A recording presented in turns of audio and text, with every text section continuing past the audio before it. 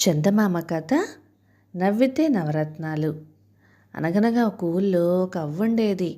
ఆ అవ్వకు ఇద్దరు మనవరాళ్ళు. ఒకరు కూతురు బిడ్డ, రెండొకరు కొడుకు బిడ్డ. కూతురు బిడ్డ పేరు చండి, కొడుకు బిడ్డ పేరు గౌరీ. గౌరీ చక్కటి చుక్క, కానీ అవ్వ ప్రాణమంతా చండి మీదనే. గౌరీ అంటేనే గిట్టేది కాదు. పాచిపని దగ్గర నుంచి ఇంటి పనులన్నీ గౌరీ చేతనే చేయించేది. ఒకరోజు గౌరీ బావికి నీళ్ళకి పోయింది. అక్కడికి ఒక వనదేవత ముసల్దాని రూపంలో వచ్చి, అమ్మా అమ్మా, దప్పిగ్గా ఉంది, కాసిన నీళ్లు పొయ్యమ్మా అని అడిగింది. గౌరీ, అలాగే ఇస్తాను అవ్వ, ఉండు అని బిందె తీసుకొని అవ్వకు నీళ్లు పోసింది. ముసలిది సంతోషించి, అమ్మా నువ్వు మంచి పిల్లవి, నీకొక వరం ఇస్తాను. నువ్వు మాట్లాడినప్పుడల్లా మాటకొక్కొక్క మాణిక్యం రాలుతుంది. ఇక నువ్వు నవ్వావా నవరత్నాలే రాలుతాయి అని దీవించింది. గౌరీ ఇంటికి చేరేసరికి రోజు కంటే కొంచెం ఆలస్యమైంది. వాళ్ళ అవ్వ తిట్టింది. అవ్వ అవ్వ, నాకు బావి దగ్గర ఒక ముసలిది కనపడి మంచినీళ్ళు పొయ్యమన్నది, పోసి వచ్చేసరికి కొంచెం ఆలస్యమైంది అన్నది గౌరీ. గౌరీ ఈ మాటలు అనడం ఏమిటి, నోట్లో నుంచి మాణిక్యాలు టపటపా రాలటం ఏమిటి, అన్నీ ఒక్క మాటగా జరిగాయి. అవ్వకు ఆశ్చర్యం వేసి, ఇదేమిటే తల్లి, మాణిక్యాలు పడుతున్నాయి ఏమిటి నీ నోట్లో నుంచి, ఇది నిజమా కళ అని అడిగింది. అవ్వ గౌరిని తల్లి అని ముద్దుగా పిలవటం ఇదే మొదటిసారి. గౌరీ బావి దగ్గర జరిగిందంతా అవ్వతో చెప్పింది. అరే, విచిత్రంగా ఉందే, అయితే మన చండీని కూడా నీళ్ళకు పంపాలి అని అవ్వ చండీని పిలిచి జరిగిందంతా చెప్పి నీళ్ళకు పొమ్మని పంపించింది. చండి బిందె చెంబు తీసుకొని వయ్యారంగా నూరు దగ్గరికి వెళ్ళింది. మళ్ళీ వెనకటి మాదిరిగానే ముసలిది వచ్చి దాహానికి నీళ్ళు అడిగింది. చండి కోపంతో, పోపో దరిద్రముండా, నేనిక్కడికి నీకు ఊరికే నీళ్లు పోయడానికి రాలేదు. మా గౌరీకి ఇచ్చినట్లుగా నాకు ఒక వరం ఇస్తే గాని నీకు నేను నీళ్లు పొయ్యను అంది. అలాగేనమ్మా, ఆ వరమే నీకు ఇస్తాను, నాకు నీళ్లు పొయ్యి అన్నది ముసలిది. చండి నీళ్లు తెచ్చి ముసలావిడ దోసిట్లో పోసింది. చండికి నీళ్లు పోయడం చేత కాలేదు.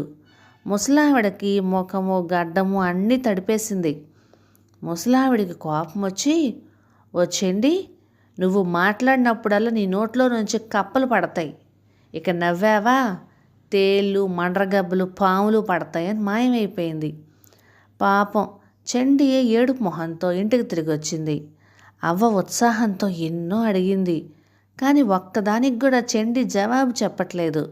అవ్వకు కోపం వచ్చి, దున్నపోతా, ఎంత పిలిచినా ఎన్ని అడిగినా మాట్లాడవేంటి, నీ నోటి నుంచి రత్నాలు రాలుతాయనా అని పెటాపెటా 2-3 దెబ్బలేసింది.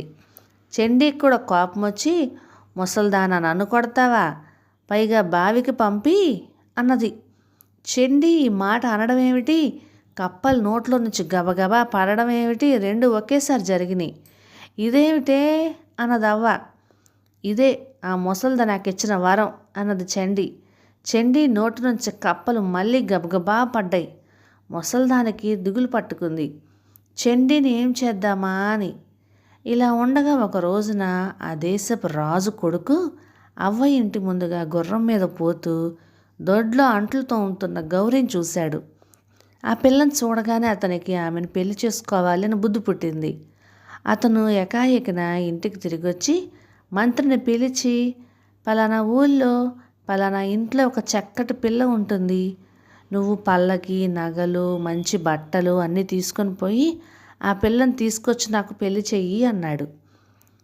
మంత్రి మంచి నగలు బట్టలు పళ్ళకి అన్నీ తీసుకొని ఆ ఊరు పోయి అవ్వతో రాజుగారి పెళ్లి సంగతి చెప్పి పిల్లని పంపించమని అడిగారు. అవ్వకు బోల్డ్ సంతోషం వేసింది, కానీ దానికి ఒక దురాలోచన కూడా పుట్టింది. గౌరికి బదులుగా చండీని పంపితే తన పీడ వదులుతుంది అనుకొని రాజుగారు పంపిన దుస్తులు చండీకి కట్టి నగలు పెట్టి ముసుగు వేసి చండీని పల్లకి ఎక్కించి చండీ చెవిలో, జాగ్రత్త, పెళ్ళయ్యేదాకా మాట్లాడమాక, ముసుగు కూడా తీయబాక అని రహస్యంగా చెప్పింది. మంత్రి చండీని పల్లకీలో రాజుగారి దగ్గరికి తీసుకొచ్చాడు. పెళ్లి ప్రయత్నాలు మొదలైనవి. చండి పెళ్లి రోజు వరకు మాట్లాడకుండా ముసుగు తీయకుండానే జరిపింది. కానీ పెళ్లిపీటల మీద కూర్చున్న తర్వాత తప్పలేదు. పురోహితుడు ఏవో మంత్రాలు అనమన్నాడు. చండి మర్చిపోయి అనేసింది. మంత్రాలు అనడమేమిటి, కప్పలు నోట్లోంచి పడడమేమిటి, రెండూ ఒకేసారి జరిగినాయి. చండీకి ఇది చూసేసరికి నవ్వొచ్చింది. పక్కపక్క నవ్వింది. ఇంకే తేళ్ళు, పాములు, మండ్రగబ్బలు, కప్పలు కుప్పలు కుప్పలుగా పడ్డాయి. పురోహితుడు పెళ్లి పెద్దలంతా పారిపోయారు. రాజు కొడుక్కి కోపం వచ్చింది. పీటల మీద నుంచి లేచి ఏకాఏకిన చండి అవ్వ దగ్గరికి పోయాడు. అవ్వప్పుడు వంటింట్లో బూరెల బుట్ట దగ్గర కూర్చొని మెక్కుతున్నది. అక్కడే గౌరీ కూడా వంట పనులు చేస్తుంది. రాజు కొడుక్కి గౌరీని చూడగానే ఆశ్చర్యం వేసింది. నువ్వు ఇక్కడికెలా వచ్చావు అని అడిగాడు గౌరీని. నేను కూడా మా అవ్వకు ఒక మనవరాలనే అన్నది గౌరీ వినయంగా. గౌరీ ఈ మాటలు అనగానే నోటి వెంట రత్నాలు రాలాయి. అప్పుడు రాజు కొడుక్కి అవ్వ చేసిన మోసం తెలిసిపోయింది.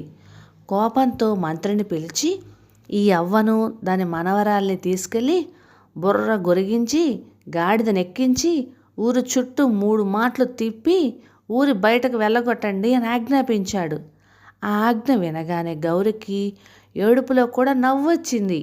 గౌరీ నవ్వడం ఏమిటి, నవరత్నాలు రాలడం ఏమిటి ఒక్కసారే జరిగాయి. గౌరీ అవ్వను చండిని వదిలిపెట్టమని బ్రతిమాలింది.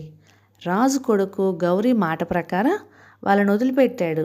ఆ తర్వాత ఆకాశమంత పందిరి, భూదేవంత అరుగు వేసి అంగరంగ వైభవంగా గౌరీని పెళ్లి చేసుకున్నాడు.